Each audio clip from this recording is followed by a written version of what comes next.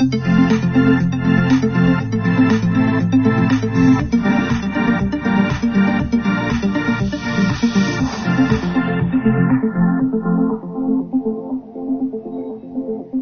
a GDP growth perspective, the Central Statistical Office recently made the point that they saw GDP growing at 7.6% in FY16. We at Ambit have been constantly making the point that 7.6% GDP growth overestimates the actual intensity of growth that materialized in India in FY16, and we estimate GDP growth at something like 6.8% for FY16, which most importantly marks a deceleration versus the 7.2% number that you saw in FY15.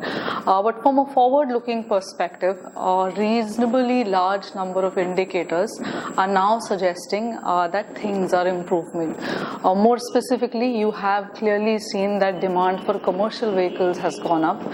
The demand for personal vehicles also seems to be trending upwards, and furthermore, one can also see that home building equipment and material demand is also going up.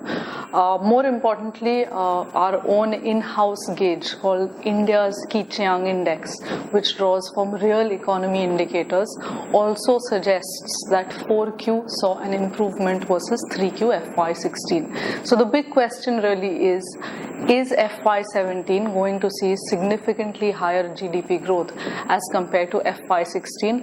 Unfortunately, our assessment at this point of the cycle is that unfortunately the answer is not.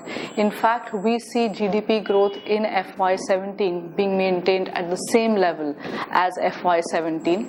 I think three specific reasons why we think GDP growth in FY17 will not accelerate versus FY16. First and foremost, it is critical to realize that government capex and its intensity in FY17 is not going up systematically and significantly.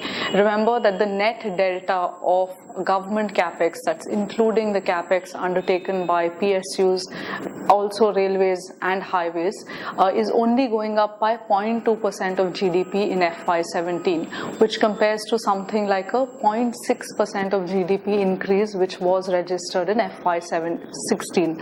So point number one being that the net increase in government central government capex in FY17 is not that much more than what you saw in FY16. In fact, it is lesser than the delta seen in FY16.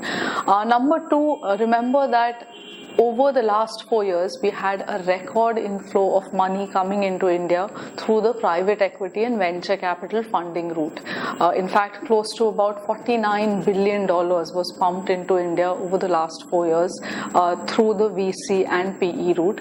We reckon that the best of that phase is behind us, and hence, even in a base case, you won't get anything higher than what you saw in the previous 4 years. So clearly, that tailwind, that buoyed services sector growth, which in turn helped the broader economy, is not going to be working in your favor in FY17.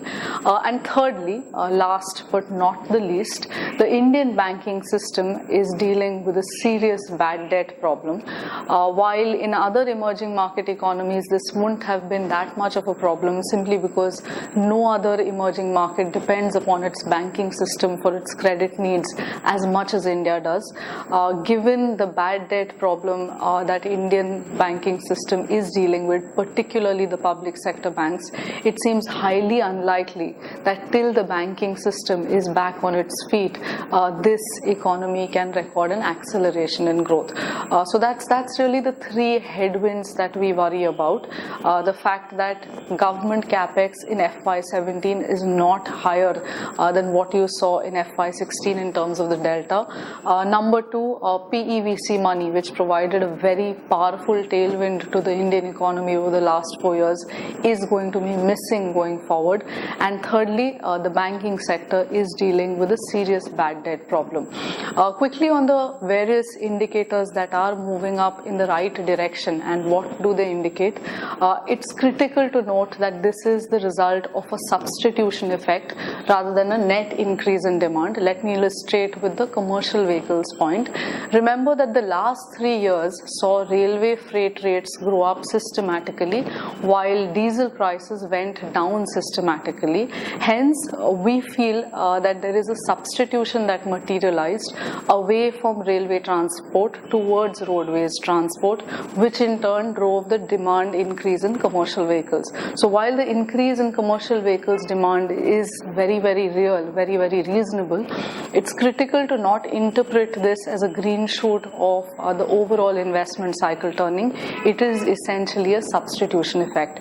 Likewise, on the consumption front, we reckon that there is a substitution effect whereby the money that is not being spent on real estate and gold is being reallocated away to redoing your houses, which is why things like demand for light electricals, tiles, paints is going up. It is being reallocated to the purchase of personal vehicles, which is why you're seeing four-wheeler sales go up. So those two substitution effects are causing certain indicators to move in the right direction, but like I highlighted, this is a substitution effect and not a net increase in demand, and the latter, the net increase in demand, is what you need if you're dealing with an accelerating economy.